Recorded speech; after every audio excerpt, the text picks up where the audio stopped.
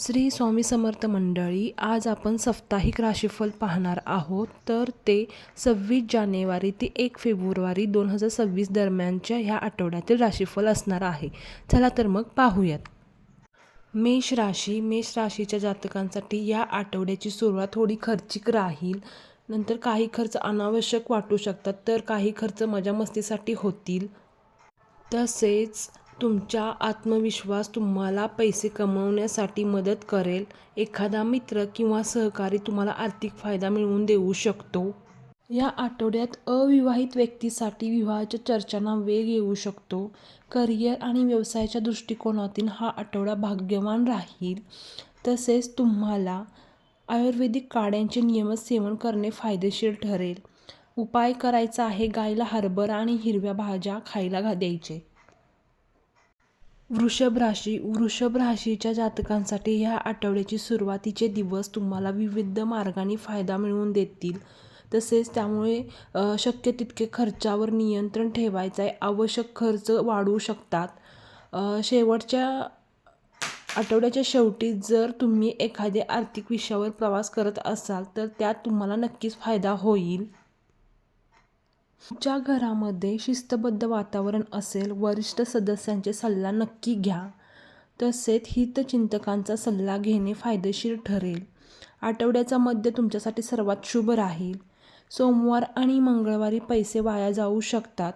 सावधगिरी बाळगा आणि चांगल्या संधी हातून जाऊ देऊ नका. तसंच तुम्हाला सकाळी विष्णू सहस्त्रनामाचे पठण करायचं आहे.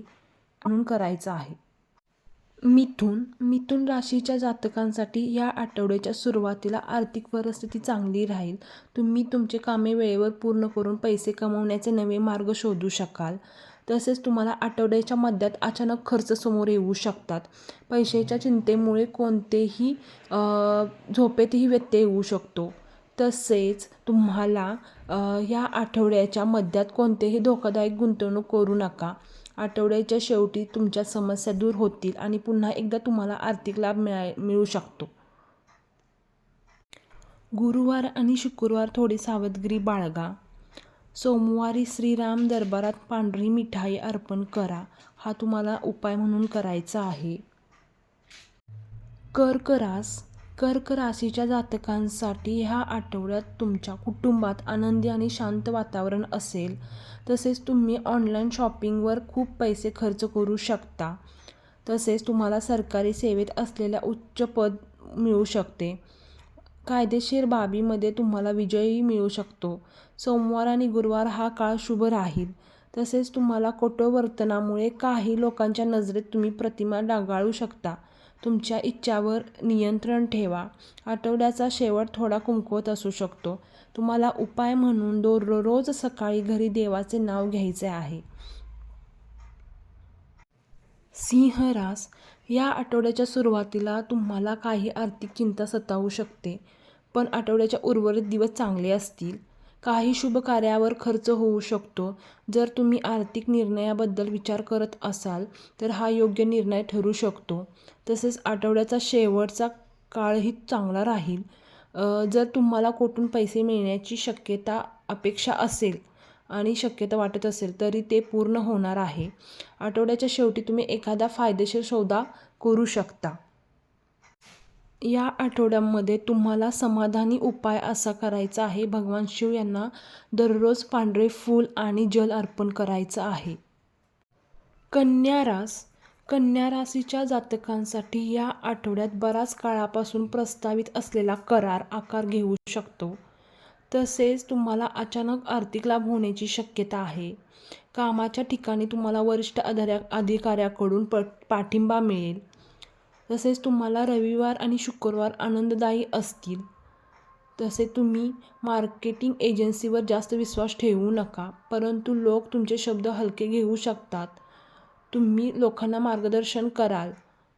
ओके, तर यामध्ये तुम्हाला सोमवार आणि गुरुवार अपेक्षाप्रमाणे कमकुवत राहतील. तसेच तुम्हाला उपाय म्हणून भगवान शिवजींना उसाच्या रसाने अभिषेक करायचा आहे. तूळ राशीच्या जातकांसाठी हा आठवडा आर्थिक बाबतीत संमिश्र राहील. आठवड्याच्या सुरुवातीला दिलेले पैसे परत मिळू शकतात. तसेच आठवड्याच्या मध्यात पैशावरून वाद होण्याची शक्यता आहे. पैशासाठी केलेल्या प्रयत्नांमध्ये जास्त यश न मिळाल्याने तुम्ही निराश होऊ शकता. तसेच तुम्हाला धर्म आणि शिक्षणाशी संबंधित कामावर काही खर्च करावे लागतील. तसेच तुम्ही पण आठवड्याच्या शेवटी परिस्थिती बदलेल आणि पैशासाठी केलेले तुमचे प्रवास यशस्वी ठरतील. ह्या आठवड्यात तुम्हाला उपाय म्हणून दुर्गा देवीला गुलाबाच्या फुलांचा हार अर्पण करायचा आहे.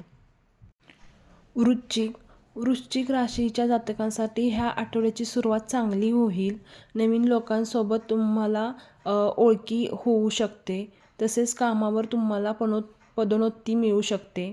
तसेच तुम्ही लहान व्यवसायांना हा आठवडा अत्यंत शुभ आहे. वैवाहिक जीवनात खूप रोमॅन्टिक असाल. तसेच तुम्ही जर सरकारी नोकरीसाठी तयारी करणार असाल तर विद्यार्थ्यांसाठी हा आठवडा खूप उत्तम आहे. तुमच्यासाठी सोमवार आणि गुरुवार खूप शुभ राहतील. तसेच तुमच्यामध्ये अहंकार तुमच्या व्यक्तीच्या जीवनावर परिणाम करू शकतो. ओके. तसेच तुम्हाला नाक, कान आणि घशाच्या आजाराने ग्रासले जाऊ शकता.